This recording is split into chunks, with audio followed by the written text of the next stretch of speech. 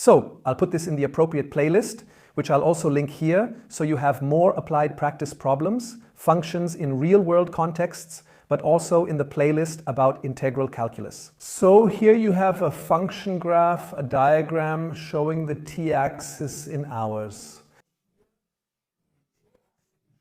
Yes, we have a full day span from 0 to 24, and on the y-axis we have the flow rate, liters per hour.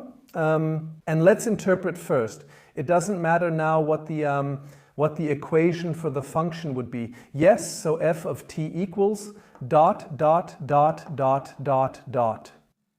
So this here indicates the speed. And we can see that when the graph runs up here in the positive, then we have an inflow rate, which means water is flowing into a basin, for example.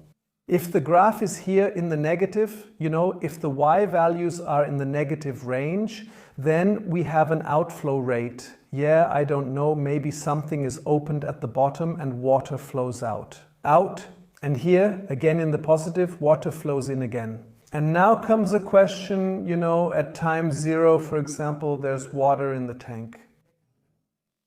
So, and then we have 24 hours, and now we have a question. How much water has flowed in altogether over the day? So how much water has flowed in? And that would be interpreted as this area up to 24, this area. And if you then have an equation for the function, you first need to find the zeros. Yes, as you can see here, to narrow it down. Yes, and here, of course, also a 0. From where to where, yes, does the graph lie in the positive range? This here doesn't necessarily have to be a 0. It could have started higher here as well. Once you have the zeros, yes, I'll just call them like this for now. If this here is a 0, 0, 0, 1 here is 0, 2, and here is 0, 3. Here we have also set the boundaries at 0 here and 24, so we would have the integral from 0 to 0, 2. If this is also a 0, I would have had to write n1 here for f of t dt. Yes, and then plus the integral from 0, 3 to 24 of f of t dt.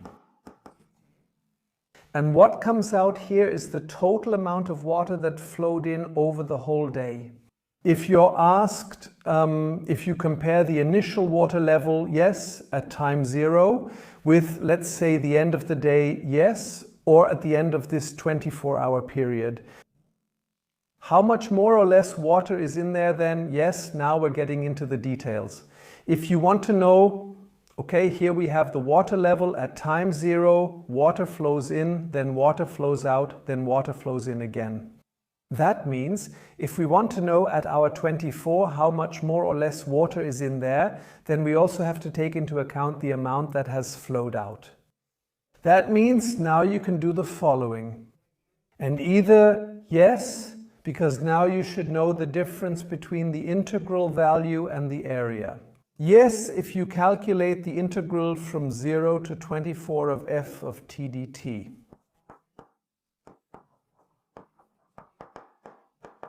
Then this integral gives you. Yes, then you get the net balance, positive minus negative. And what comes out here, if this value is positive, that's the total amount of water that has flowed in. And then you know how much more water, or if it's a negative value, how much less is in there.